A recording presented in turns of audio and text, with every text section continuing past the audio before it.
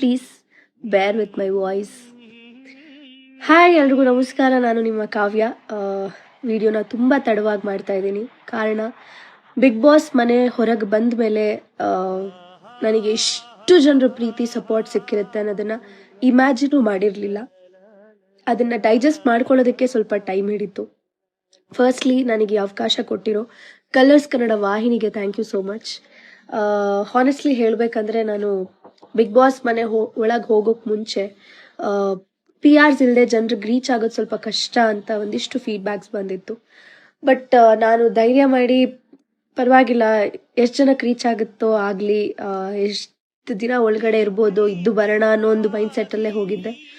ಹೊರಗೆ ಬಂದು ನೋಡ್ತೀನಿ, ಲಿಟ್ರಲಿ ಸೋಷಿಯಲ್ ಮೀಡಿಯಾದಲ್ಲಿ ಆ ವಿಡಿಯೋಸ್ ಆಗಿರಲಿ, ಆ ಫೋಟೋಸ್ ಆಗಿರಲಿ ಎಡಿಟ್ ಮಾಡೋದಕ್ಕೆ ಎಷ್ಟು ಎಫರ್ಟ್ ಆ್ಯಂಡ್ ಟೈಮ್ ಬೇಕಾಗುತ್ತೆ ಅನ್ನೋದು ನನಗೆ ಗೊತ್ತು. ಪ್ರತಿಯೊಂದು ವಿಡಿಯೋಗೆ, ಪ್ರತಿಯೊಂದು ಫೋಟೋಗೆ ನೀವು ನಿಮ್ಮ ಟೈಮ್ ಆ್ಯಂಡ್ ಎಫರ್ಟ್ ಹಾಕಿದಿರಲ್ಲ, ಅದಕ್ಕೆ ಹ್ಯಾಟ್ಸ್ ಆಫ್ ಹೇಳಕ್ಕೆ ಇಷ್ಟಪಡ್ತೀನಿ. ಮನೆ ಹತ್ರ ಸಾಕಷ್ಟು ಜನ ಬಂದ್ರಿ, ಫೋಟೋ ಫ್ರೇಮ್ಸ್ ತಂದ್ಕೊಟ್ರಿ, ಫ್ಲವರ್ಸ್, ಎಷ್ಟೋ ಜನ ಅಪ್ಪಂದ್ರು ಬಂದು ನಿನ್ನ ನೋಡಿದ್ರೆ ನನ್ನ ಮಗಳನ್ನ ನೋಡ್ದಂಗೆ ಆಗುತ್ತೆ ಅಂತ ಹೇಳಿ ಹೂವು, ಹಣ್ಣು, ಸೀರೆ, ಅರ್ಶಿನ, ಕುಂಕುಮ ಎಲ್ಲ ತಂದ್ಕೊಡ್ತಾ ಇದ್ದೀರಾ. ಒಂಥರ ಆ ಪ್ರೀತಿ ಸಿಗ್ತಿದೆಯಲ್ಲ, ಐ ಆಮ್ ಲೈಕ್ ಸ್ಪೀಚ್ಲೆಸ್. ಹಾಗೆ ಟ್ಯಾಟೂ ಹಾಕ್ಸ್ಕೊಂಡಿರೋದ್ರ ಬಗ್ಗೆ ಮಾತಾಡಲೇಬೇಕು ನಾನು.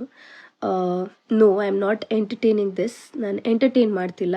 ಬಟ್ ನಮಗೆ ಎಷ್ಟು ಖುಷಿ ಆಗುತ್ತೋ ಒಬ್ರು ನಮ್ಮ ಅಂದರೆ ಲೈಫ್ ಲಾಂಗ್ ನಿಮ್ಮ ಸ್ಕಿನ್ ಮೇಲೆ ಆ ಟ್ಯಾಟೂ ಇರುತ್ತೆ, ಅದಷ್ಟು ಪ್ರೀತಿ ಕೊಡ್ತಾ ಇದ್ದೀರಾ ಅಂತ ಎಷ್ಟು ಖುಷಿ ಆಗುತ್ತೆ. ಅಟ್ ದ ಸೇಮ್ ಟೈಮ್ ಬೇಜಾರು ಕೂಡ ಆಗುತ್ತೆ. ಬಿಕಾಸ್ ಬೇಡ ಅಂತ ಅಂದರೆ ನೀವು ಜೆನ್ಯೂನಾಗಿ ಬಂದು ಖುಷಿಯಿಂದ ಮಾತಾಡ್ಸ್ತಿರಲ್ಲ, ನನಗೆ ಅದಕ್ಕಿಂತ ಹೆಚ್ಚಿಗೆ ಇನ್ನೇನೂ ಬೇಡ. ದಯವಿಟ್ಟು ಆ ಥರದ್ದು ಒಂದು ಡೆಸಿಷನ್ಸ್ ಮಾಡೋದು ಬೇಡ ಅಂತ ಕೇಳ್ಕೊತೀನಿ ನಾನು. ಅದು ಬಿಟ್ಟರೆ ಪೋಸ್ಟರ್ಸ್ ಆಗಿರಲಿ, ಆಟೋ ಮೇಲೆ ಸ್ಟಿಕ್ಕರ್ಸ್ ಆಗಿರಲಿ, ಒಂಥರ ಫುಲ್ಫಿಲ್ ಆಗ್ತಾ ಇದೆ ಲೈಫ್ ನನಗೆ. Thanks for everything.